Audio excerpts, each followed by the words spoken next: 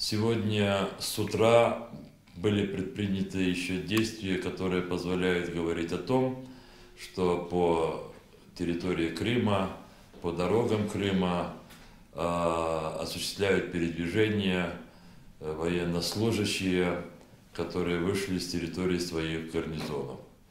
Одновременно сформированное вчера так называемое правительство Крыма пытается сформировать свои ряды.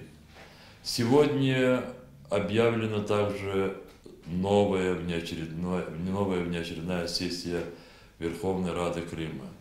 Таким образом, с одной стороны, по дорогам, по улицам транспортируются военные, блокируются аэропорты вооруженными людьми.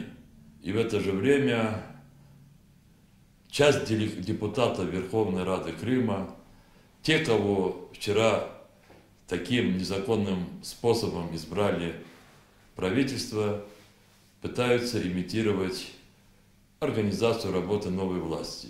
Наша позиция. Первое. Все военные должны уйти с улиц, с объектов, которые они блокируют. Военные должны возвратиться в пределы своих гарнизонов. Все имеющиеся дискуссии, как внутри крымского общества, так и в взаимоотношениях между Россией и Украиной, должны перейти на дипломатическую ниву. Вместо офицеров и солдат должны говорить дипломаты. Вместо одних политиков, противодействующих другим политикам в Крыму, должны говорить общественные авторитеты крымского сообщества. И таким образом мы имеем все шансы избежать эскалации напряжения и, не дай Бог, появления насилия в Крыму. При этом мы еще раз подтверждаем позицию Меджлиса крымского народа.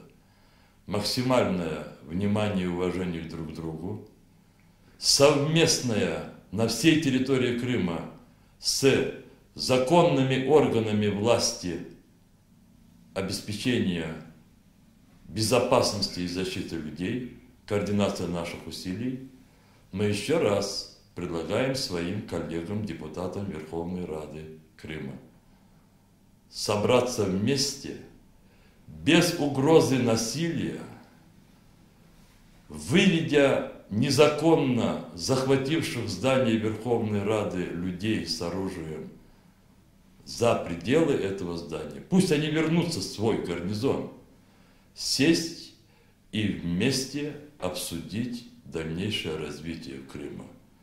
Мы не признаем незаконным образом сформированное правительство Крыма.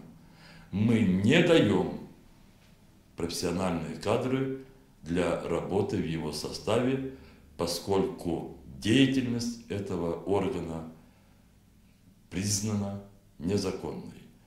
Я хочу, чтобы нас услышали все депутаты Верховной Рады Крыма, все общественные деятели, которые могут, объединив свои усилия, помочь крымскому обществу возвратиться в прежнее спокойное состояние.